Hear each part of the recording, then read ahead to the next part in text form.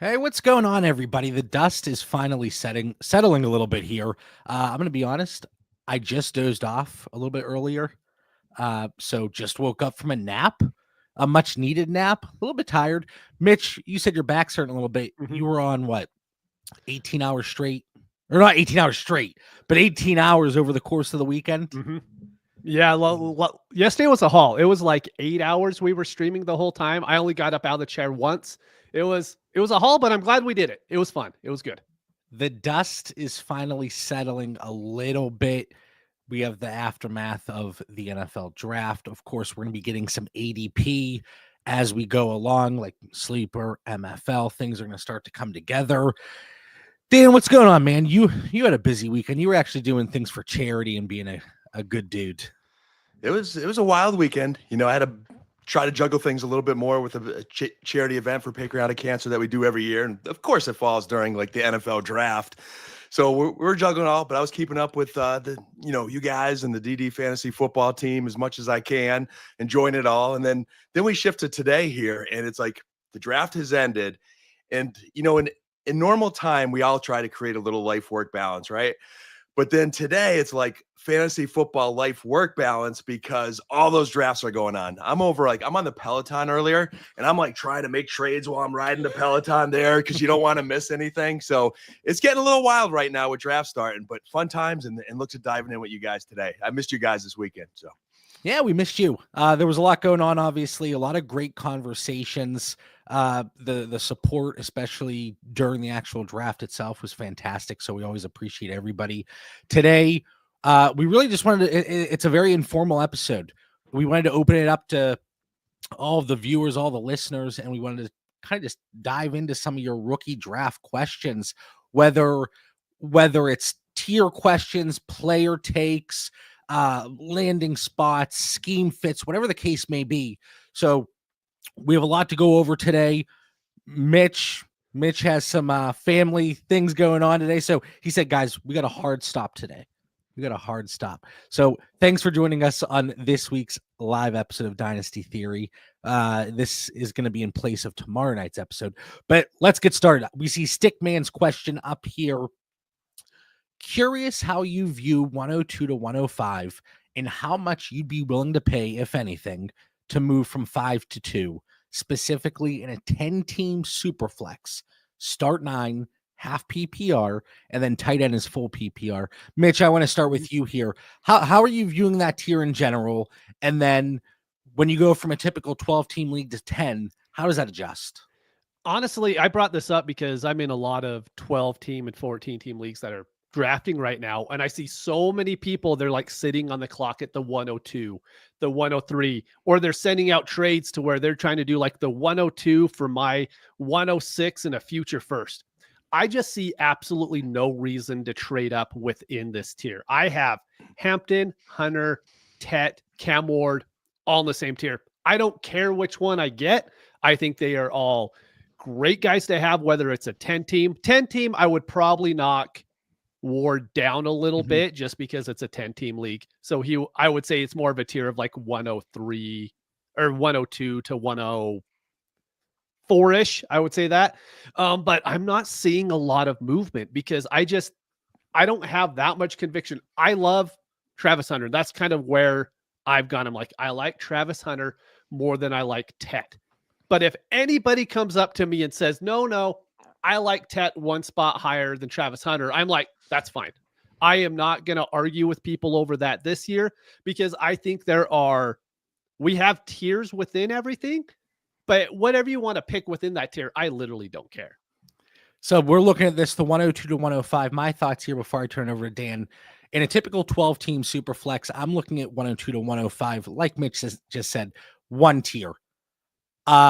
I've been tinkering. I've been making adjustments within my tiers that are part of the DD fantasy football community. And Travion Henderson, he was in there.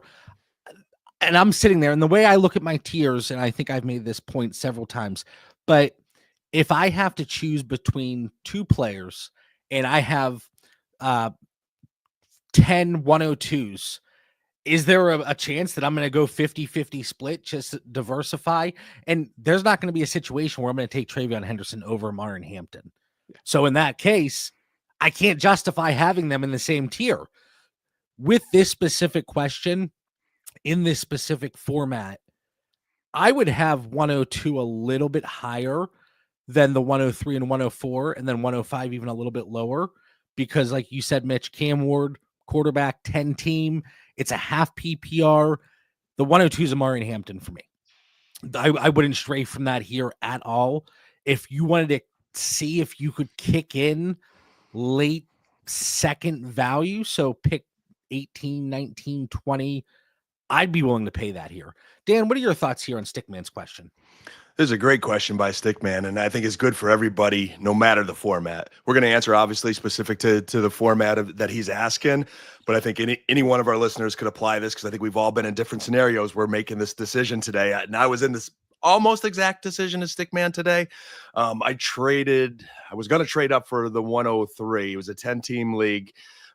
Being that it was 10-team and everybody in the league's quarterback situation was good, I was getting away from Cam Ward. Genty's obviously like 101 everywhere. In most leagues, I am all in to trade up for Travis Hunter. I love him. But in this format here with only half-point PPR, it just takes away a little bit of that luster for me. The one point maybe, Mitch, I think is also interesting. I got to draft Hunter today, I think at 104, because one of our good friends took Tet McMillan at 103. And I was like, thank you. Like, and again, to your point, you can't fault it. I mean, he's in a great situation in Carolina. If that's your guy and you believe in him, go for it. Me, I kind of like hearing some of those that NFL talk. Steve Smith talked about Tet pre-draft and said, hey, this is a guy that might take a little bit to develop.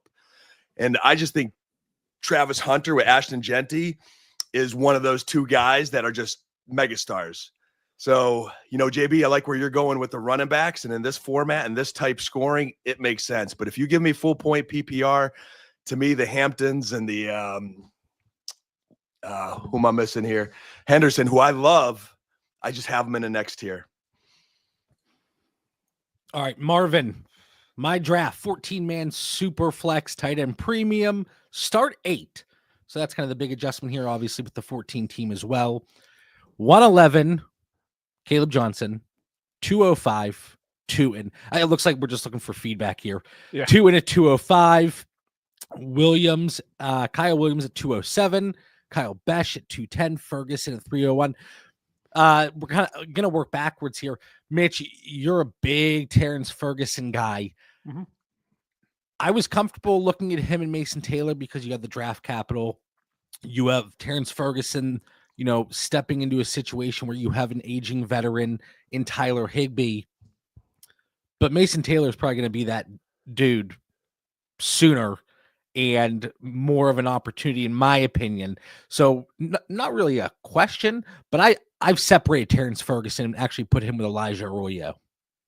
Yeah, I'm not putting him with Arroyo, but this honestly mirrors a lot what I've done. So I just on X. Sorry, I threw out my second round because I threw out my first round, what I thought of it. And it was like, well, what about the second round? Because I think that one's a lot harder to parse out right now. Mm-hmm. And it's funny because 2 at the 205, I have 2 in the 203. Kyle Williams, the 207, I have him at the 207. Jack Bash at the 210, I have him at the 210. Ferguson at the 301, I have Ferguson at the 212 in a 12-team league. So these are all extremely close to where I put them. So I think it's a good draft, but it's so hard to know the second round right now because we don't know what the community sees in these players. I have Scadaboo as the 14th best rookie in this draft, right? But I have him there because I think the community sentiment is going to bring him up there. If I was drafting just by myself, I wouldn't have him that high. I just think in order to get any shares of him, you are going to have him that high. Otherwise, someone else is going to take him before you every single time. You made a good point. We don't know how the community feels about the second round picks overall and just the overall values and the tier breaks and where positional runs may be. But isn't that where the advantage really comes in? Of course. That's where the opportunity comes in before we have that consensus, because not only picking the players themselves, but hey, I see the way sleeper ADP is set up right now. And there's a lot of folks not nearly as tapped in, or there's a lot of people that are going to follow one specific set of rankings that are out there for the public to see. And you can kind of play with your tiers or your rankings and say, okay, this gives me an opportunity to move up, or maybe I don't have to for the guy I want. So with less data comes more opportunity and most likely draft to draft. I keep saying variance, but more chaos. Dan, Caleb Johnson, 111 in this format. You look at it and it's like Quinshaw Judkins, people were just like going nuts at first. 4th pick of the 2nd round, going to the Cleveland Browns, seemingly a fantastic situation because of the opportunity that's going to be there. Yeah, they had Jerome Ford. And then it seems like things soured very quickly for people whenever they double tapped and went Dylan Sampson in the 4th. And what was it, a little bit of an overreaction based on the mock we put together? It seems like that was one name that really stood out to people. But then the RJ Harvey kind of surprise draft capital in a premier landing spot. How are you viewing Caleb Johnson? Obviously coming to Pittsburgh, 1-2 punch with Jalen Warren here in 2025. I love it. I thought it was one of the, I put in my list of winners post-draft, and Caleb Johnson was a guy I liked pre-draft. So I always love when the pre-draft evaluation and the post-draft match, and I think it did here.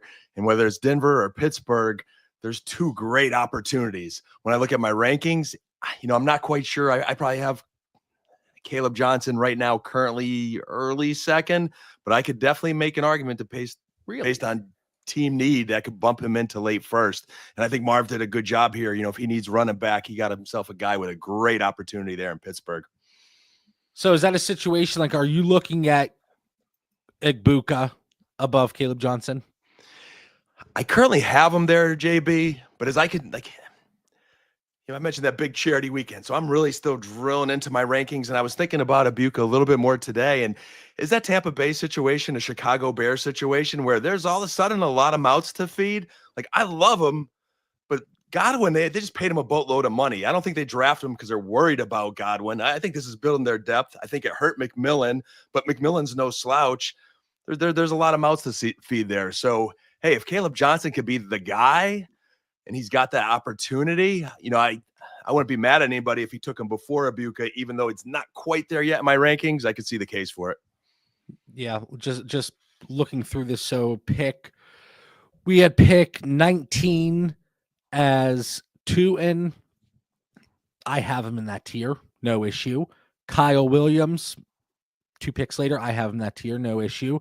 Jack Besh, no issue with I like the and again I started off right to left here with Ferguson just because he stood out to me with you, Mitch.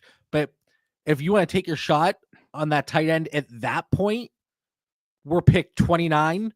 That's a fine spot for if you want to take a shot on those guys, because everything else at that point, it is going to be either a wide receiver that didn't get the draft capital and you're praying they get an opportunity, or it's going to be a running back that, hey, we kind of like the spot. There could be a chance there, but Jarquez Hunter, for example, a lot of people in the draft stream are extremely excited about him, but he does still have to beat out Blake Corum to get that number 2 spot. You have to hope for something to happen with Kyron Williams and change that situation for a player like Jarquez Hunter to ever really get an opportunity. So I don't want to spend too much time on one question, but here, Dan, one more thing. Just one quick thought on that. I compare that to another league where I have a contending team and I kept my picks and they're all later. I think Marv did a good job of picking guys that could really help them and have a lot of upside. When I'm really fascinated by the Jacksonville situation, Kyle Williams and Beck are great opportunities. And Fergs, he gave himself a potential tight end, man. I keep hearing Mitch ringing in my ears, man. This is the draft that you fix your tight end position, and there are some good choices. All right, Mitch, on a whole, what's up, man? 2 QB league, 12 teams. Where are we taking QBs, Mitch? 2 QB, I move them up a little bit. Probably closer to 104-ish for Cam Ward. Jackson Dart is probably 106. And then I would move. Here's the thing. I am trying to stay away from every other quarterback, to be honest. But in a 2-quarterback league, you really can't do that. So I take like, I don't know, 204-ish, 205. But I'm hoping I'm not in a situation to where I think, hey, I need that to fill in my position, or hey, I need that for trade value. I'd like someone else just to take those risks, especially with Sanders and everybody else. I mean, about the only one that I'd be willing to do is Howard at some time in the third. Yeah, in a true 2-quarterback league, I would bump them all up one tier compared to the Superflex formats. Obviously, Cam Ward, I'm not going to put him in the Genty tier, but I probably put him, like, knowing your quarterback market is so critical in a situation like this. And I know it's kind of a cop-out response, but when you're looking at your league, there are leagues that, I mean, hell, even Superflex leagues, sometimes it's impossible to get even a mid-tier quarterback option. But if you're in a 2-quarterback league, Mitch, we've been in somewhere, forget about trying to trade for a quarterback. Yep. Forget about it. A first isn't going to get a Geno Smith. So if you're in a really tight league like that, Cam Ward, I can take him at 102. Jackson Dart, I can take him at 106 if necessary. And there are probably folks listening right now. Jackson Dart at 106, no chance. It's the market. It's the 2-quarterback league. It's the format more than anything else. Tyler Shock, 204. Earliest I would take him there. And then if you want to take a shot, I know it's so gross, but if you want to start looking at Jalen Milroe, like 207, and then I'm sure there's some people that are playing in 2-quarterback leagues and they hear that value and they're thinking they're not going to be available at those picks. I think we'll see comments on both ends of the spectrum there. All right, moving over to Adam here. Dan, seeing Cam Ward drop to the 105, 106 in Superflex, people are drafting dumb right now. Yeah, man. And I think this ties into the last question as well. When I look at Cam Ward and Superflex, to me, he's a lock at 103. And that's because I'm high on Genty and Hunter. I could easily take him 102. How he would get to 105, 106 and Superflex, especially if it's 12 team. If it's 10 team, we talked about that, different conversation. We got to know the format, but I'm loving Cam Ward. And I was talking to a good friend of mine who's alumni from the University of Miami. And I was like, and he takes his picture with all the players and he knows like everything Miami. And I'm like, what do you think of Cam Ward? What's your take on him? Any slack from, sitting out the second half of the bowl game? He says that was a coach's decision.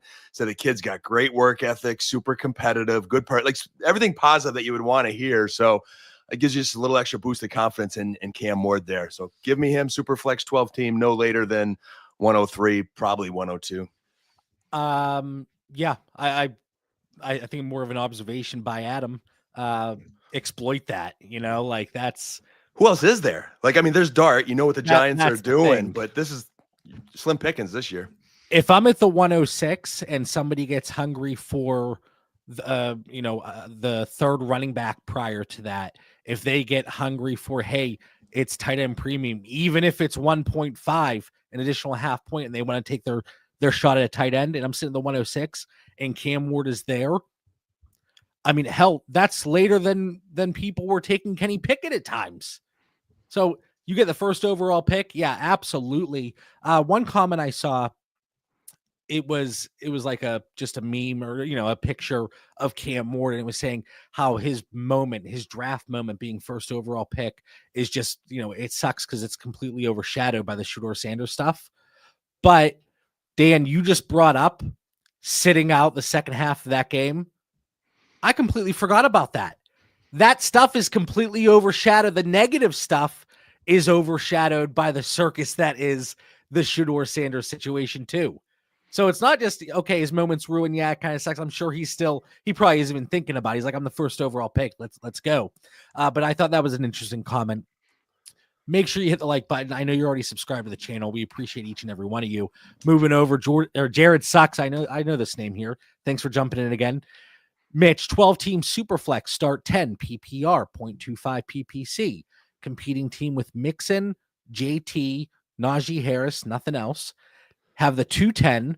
Should I just pray a Giddens or a Woody Marks comes to me and take the handcuff? That's kind of where I have those guys anyways. Not Giddens. I would take Woody Marks there, but I think that's exactly what you do. There's going to be enough running back hype that sitting there at the 210, you will end up getting a running back that you like. We'll see how the second round plays out, like I said. But right now, Woody Marks is my 211. Like I have Bayshal Tootin in the early second. I think there's a chance where he could slide to the 210 at some places. So you're taking Scoot and Tootin far earlier than I'm looking at. I just don't like the second round wide receivers, man. I don't love them. I get it. You mentioned DJ Giddens. Dan, some of these guys, like a Giddens, going 5th round, but to the Colts. Jarquez Hunter, I talked about him already in the 4th round of the Rams. Devin Neal's a big one going to the Saints. We had a long talk about him during the stream yesterday.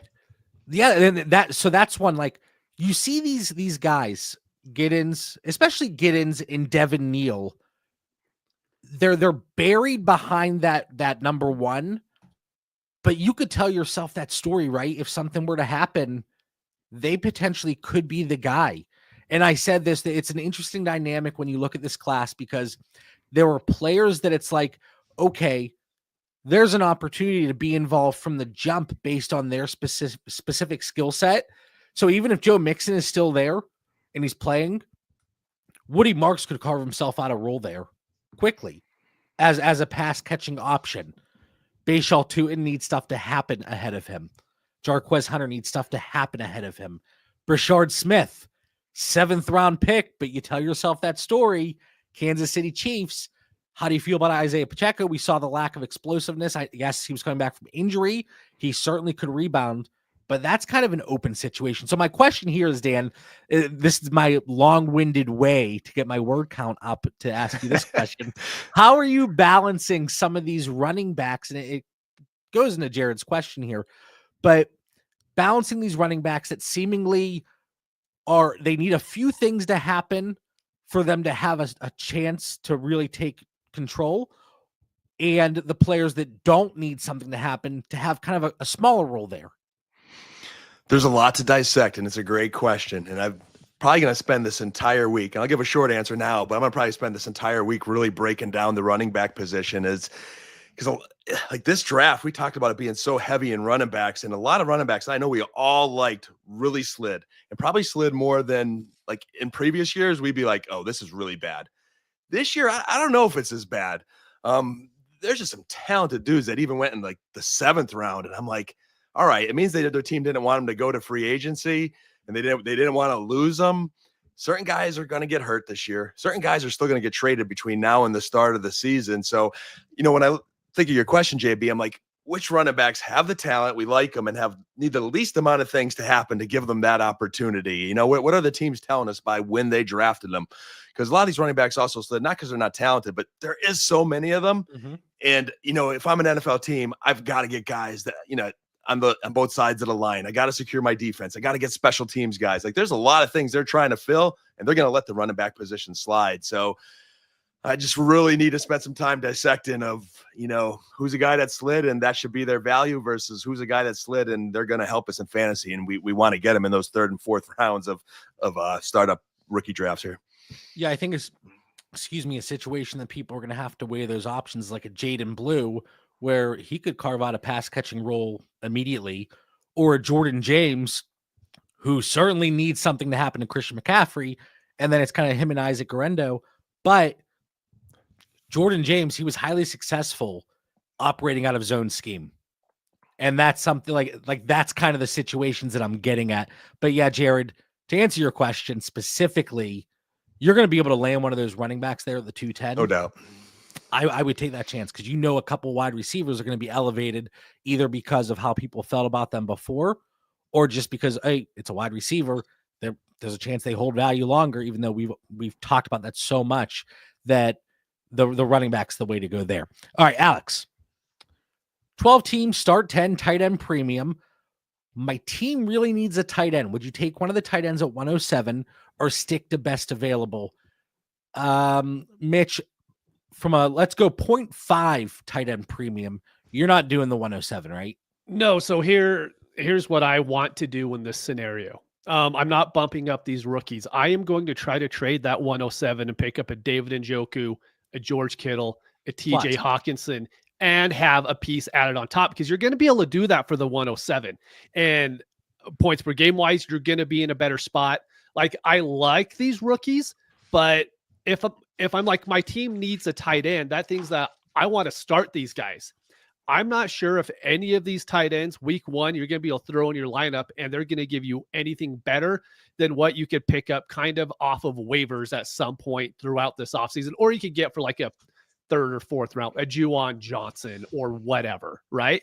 So that's my big thing. If you're saying the 111, 112, I'm like 100% hammer whatever tight end you want and go from there. But right now I'm using that 107 to go get a veteran tight end. You could throw your flag all you want, Dan. I'm ready for it. I am ready. Before we turn it over to the official booth review, I'm with Mitch. So you throw the flag twice there, Dan. Come on, you can't say you're with them until you hear the challenge, JB. You're the official here. That's like, where's the neutral party? Listen, I'm the official, like in WWE, whenever like one of the wrestlers is the special guest referee, and yeah, I'm unbiased, but eventually I'm getting that chair and I got to pick a side. But Mitch, you made a really great point there. If you have the 107, look to pivot off of it for one of these veterans, because you're going to be able to get a plus. Mm-hmm. But even if you don't want to go that route, don't put yourself in a situation that you feel like you need to take a tight end here in April or early May, just because you're looking at your roster and it doesn't look great. Especially if it's 0.5 tight end premium. I'm not thinking about a tight end at 107. If it's two PPR total plus one tight end premium, I'm fine with that. So if Warren is your guy, get him. If Loveland's your guy, get him. But we've seen in the mock draft episodes we put out, people they don't seem to be too fazed by the landing spots. Really, they see the first round draft capital tight ends and they're willing to elevate them no matter what the premium is. All right, Dan, what do you got?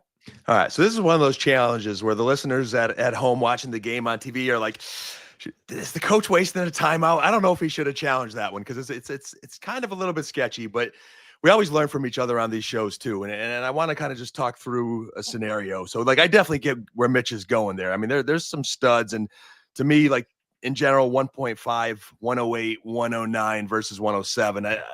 I get that, because there's a couple guys at 107, should you take before the tight end? And he talks about getting a David Njoku. But when we look at pre-draft, Warren and Loveland were like top 5, 6 on everybody's board, right? For NFL scouts. Like, so they're looking at these guys as studs in the National Football League. And then to me, they separated themselves in the draft as far as a winner and loser. Like, I still love Loveland. I think he's going to be a great guy in fantasy. He's the talent. Mitch has been high on him, but I am concerned with that Chicago Bears. Like, there is a lot of mouths to feed there. So I would exclude him from this and agree with Mitch. I'm not taking him at 107. But to me, Tyler Warren was a big winner in this NFL draft in Indianapolis, a team that loves to use the tight end, and he is far superior than anything they've ever had. So to me, if my tight end situation is bad and I could fix it at 107 with Tyler Warren and get to me what could be a top 5, top 3 tight end for a long time to come, that's where I would that's where my challenge flag is. You have an opportunity to solidify it. So roster dependent, could it make sense to take Tyler Warren at 107? I'm going to challenge the challenge, because I know we're going to get a comment about this.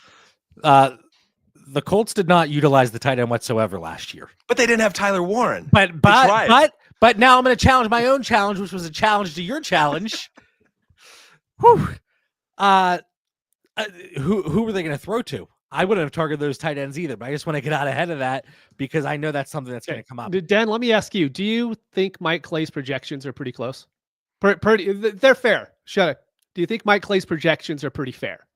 I do not have them in front of me, but no, you talking about his general projections, yeah, you mean? Just in general. I do. He's good at what he does. Right. So I wrote this down after the first round, so they could have changed in the last couple days, but just this is why I'm more willing to trade up for the better tight ends, the veteran tight ends.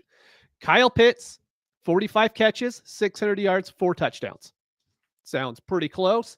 Mark Andrews, 50 catches, 560 yards, 6 touchdowns. Everyone hates those two in Dynasty right now. Tyler Warren, 50 catches, 550 yards, 4 touchdowns.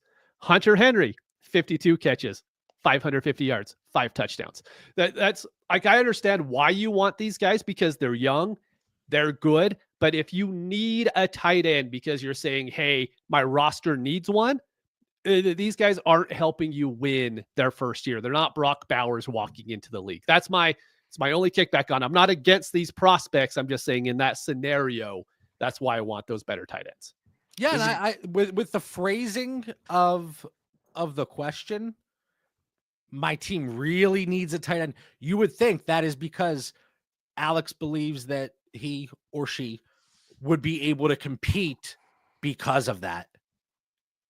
Those tight ends are going to solve that problem. What I would love to do, if you can't go the veteran route, it's always easier said than done, Alex, but can we trade back a little bit and can we pick up Mason Taylor where he's probably going to be going? I would rather that than, again, I'm assuming the 0.5 premium here. I would rather that than a Warner Loveland at 107. But again, once we start to get into the higher premiums, then it's going to be a little different here. Okay. From Michael, thank you. Much appreciated. Dan, 1 quarterback, start 8, Jalen Hurts, JSN, Ladd, Tyreek, Jordan Addison, JMO, Chuba, JT, not much else. But we have the 101, the 103, the 105, the 106. Stick and pick, or do we need to tier up anywhere? And not just in the draft. Can we package up and explore options for veterans or, those higher end assets? Man, he's got Genty locked in there at 101 now, which is nice. 103. I mean, it's a 1 quarterback league. So he's going to solidify. I wonder if Hunter would slide. That'd be my question. I mean, I'm probably sticking and picking, but it's about getting your guy. I always say get your guy. It's a start 8 also. You want stars. And to me, I think Hunter is better than Addison, JMO, Tyreek, Ladd. JSN's a number 1 clear. So is Ladd. But boy, can you imagine having Hunter, JSN, and Ladd? That'd be pretty with Genty in there. So the question is, who's going to go at 102? Would be, I wouldn't overpay to trade. I wouldn't pay to move up here, but I would explore options for like that 105 and 106.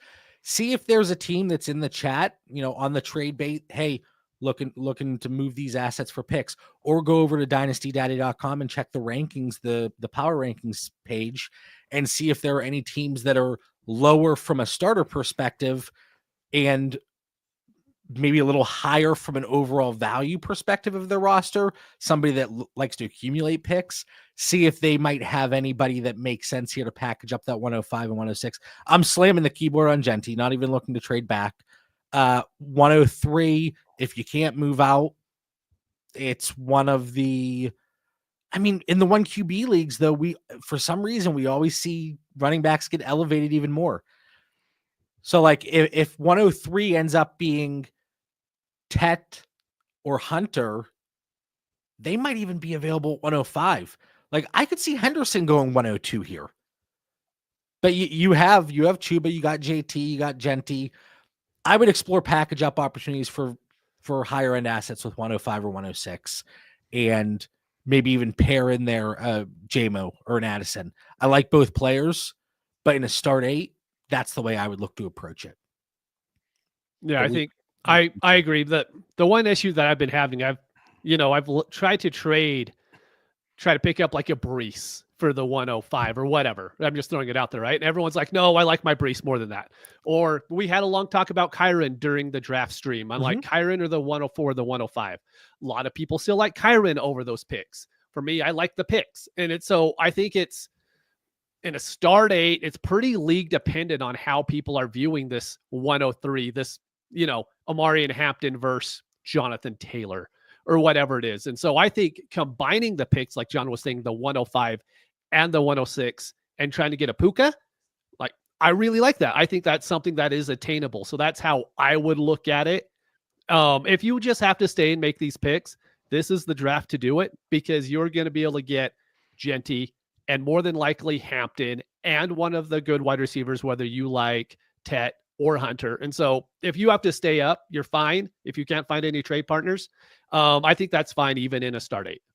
He's in a nice position, and I think anybody with that kind of draft capital and having some star power that he does in his lineup, the good news is you got tools to do stuff. So know your league mates, see where they need help, and get your guys or stay put. You got options. We got one more super chat. This is from Xavier. Oh, appreciate you, man. 16 team super flex, start 11, 2 PPR for tight ends. So it's the extra 1 point. He has 105, 106, 114. Need running backs, only holes in my roster. Do I give 105 and 106 for 102? Genty. Ward went 101. Starting roster is great. Depth is barren. Oh, man, I have such a hard time. Like in a 16 team league, moving. So Ward went. So we're talking Genty or Tet and Henderson. Mm-hmm. Like 12 team league. Okay. This league's really deep. 16 start teams, 11. start 11. Yeah. Woo! I'm not going to make that move. No. I love Genty, love everything about him. I'm not making that move. Yeah, that's just so deep, man. Like I think depth wins these leagues. Mm-hmm. Yeah, I couldn't do that in this specific format. In this kind of league, you could literally not start a quarterback for a lot of times. You could end up getting in the playoffs because like these leagues end up getting to be so thin that your super flex spot can be a positional player. So having that depth is huge. Dude, this worked out. This could not have worked out any better. I started a bunch of these as we kicked off. Monkey was in the live stream for I couldn't tell you how long, and always appreciate your engagement on our videos and the channel specifically. But I'm excited to make my 105 and 106 picks. Can't go wrong. There you go, Matt. Or who was the last one? Matt was the comment of that. Michael. There you go. The first round we could not have hoped for like sure, there could have been better situations ideally, but the first round picks here, big winners across the board, especially if you have a heavier tight end premium. Now you start to get to that mid-second. Well, that cutoff, I think it separates itself a little bit more as we start to get more clarity in the landing spots in the draft capital. Marvin, again, I treated my 26 first and third and Sincere McCormick for the 111 and drafted Caleb. This is a situation I am fine with that, but knowing the vulnerability of your first. If it's like, using the Dynasty Daddy lingo, if it's a frisky pick, certainly, I mean, if it's a rebuilding pick, you're not making that move. But if it's a frisky one and it's wide open from that potentially 103 to 109 territory, I'm a little less likely to do that. But Marvin, I'm assuming you really know your roster. You've done your homework here, and it's a calculated risk. I have no issue with that. I know a lot of people they would prefer the first in 26, but I like that move. Has a place in my heart. I'm proud of him for getting that $20 fab kicked in. Good job. There you go, Mitch from Dom. If we already have 3 good quarterbacks in this super flex, do you still take Cam Ward at the 103 or 104? Here's my thing with these leagues. Ty talked about this on the stream as well. Like, guys, go back and listen to the stream because there was so many good thoughts. If you have 3 good teams or 3 good QBs, that's kind of telling me already that teams don't value quarterbacks all that much. If you already have 3 good ones, you're not getting good trade offers for your third. The answer to me is no. I mean, in both cases, if I have 3 good quarterbacks, I'm not looking at Cam Ward unless I know the market in my league. I could trade him for value that is equal or more so than the 103 or the 104. So in that case, I am just hammering whatever positional player I like there. And if he likes Cam Ward, hey, could you dump that third quarterback that maybe you don't like as much on your roster, get something good to justify being able to get Cam? Yeah, the way I would like to build this, to answer the question very quickly, no, I wouldn't take Cam Ward there in that specific situation because just like Mitch said, it's probably a league that, obviously if you're sitting on those 3 higher end quarterbacks, let's assume top 12 to 15 dynasty quarterbacks, and you're not able to liquidate them. I don't want to sit there and stash Cam Ward on my team as well. I would prefer to have a lower value quarterback 3 on my roster and then go from there. So Dan, your comment there, see if there's a market on maybe his current quarterback 3, move off for a profit, and then take Cam Ward and then use those other assets that you just acquired to backfill something else. I would love to explore that. Yeah, I was studying the quarterback position a little bit more. I says this week I hope to dive in more to the running backs. After my top 24, this draft just made things muddier. From like 25 to 32, whether it's team situation, age of the quarterback, multiple quarterbacks there, rookie in the wings, so I like to solidify my dynasty rosters, preferably with someone in my top 24. Mitch, there we go. Yep. 12 team, 1 quarterback, start 8 PPR, Jaden Daniels, Bijan,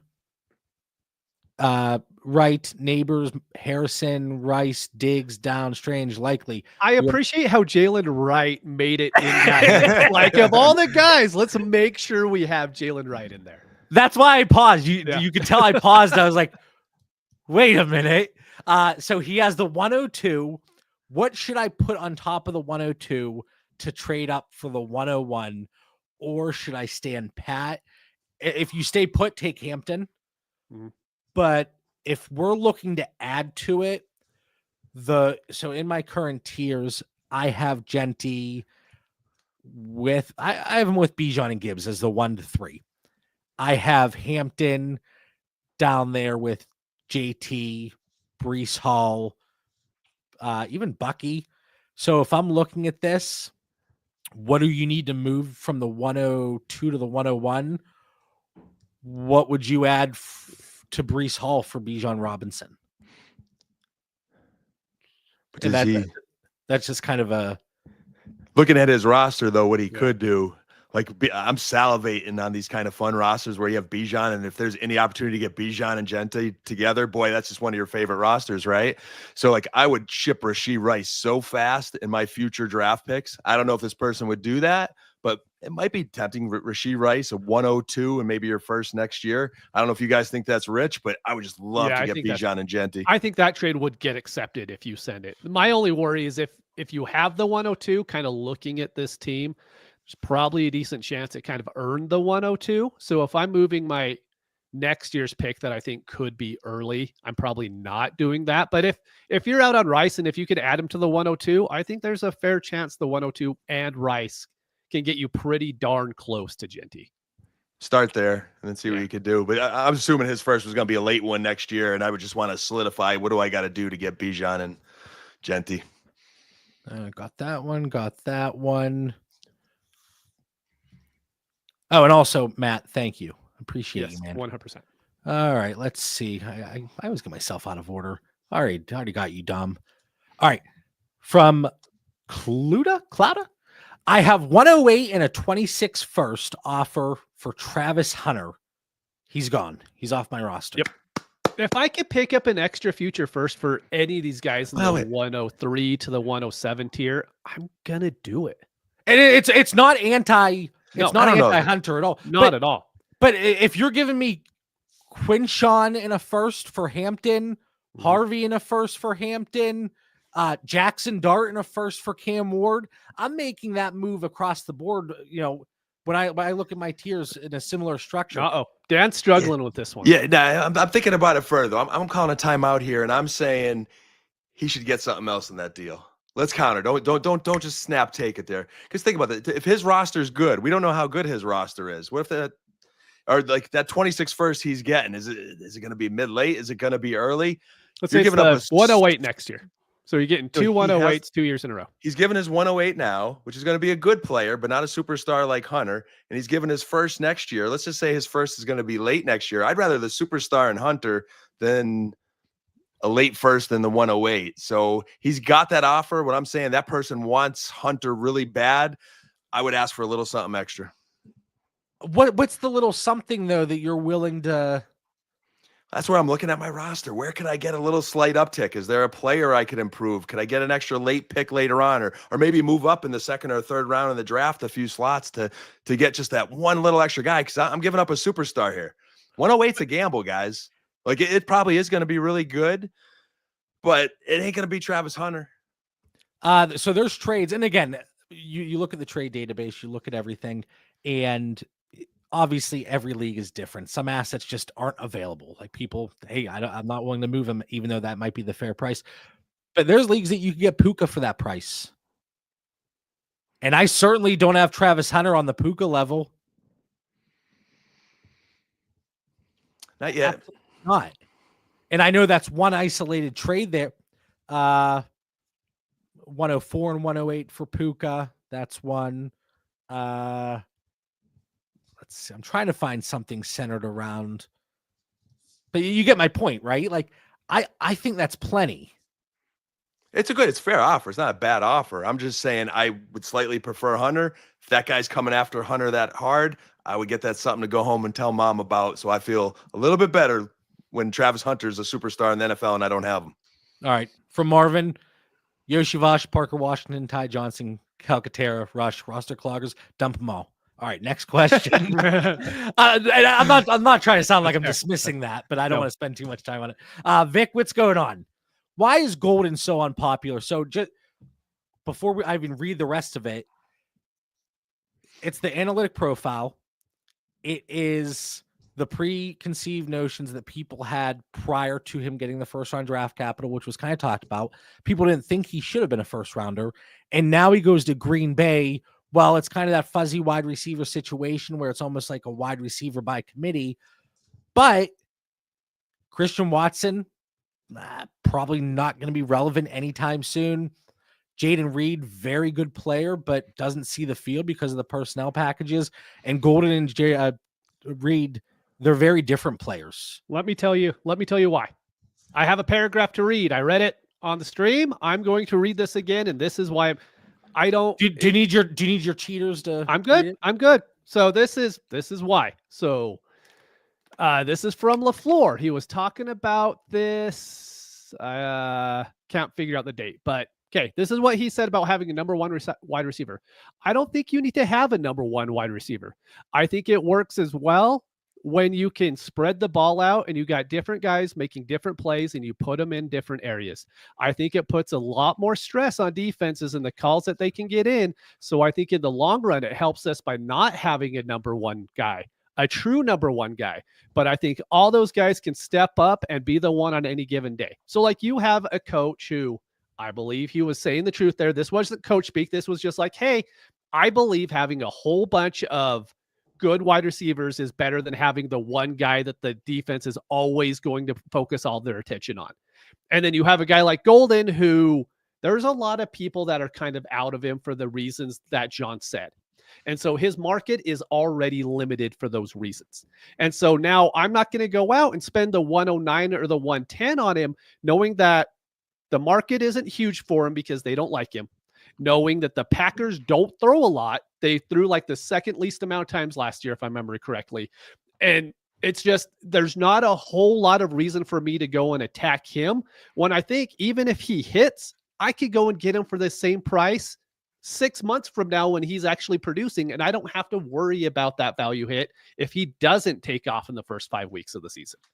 And then before I turn it over to Dan, I noticed people were taking Higgins and Harvey before him. Harvey's running back, okay, but Higgins, Jaden, I love Jaden Higgins, but I'm not taking him over Matthew Golden. Nope. No. So, and I thought I was out on Golden, but then I'm looking at the way I've been maneuvering around my rookie drafts, and I still have been able to, up until yesterday, package up some mid to late seconds for a 201 or a 202.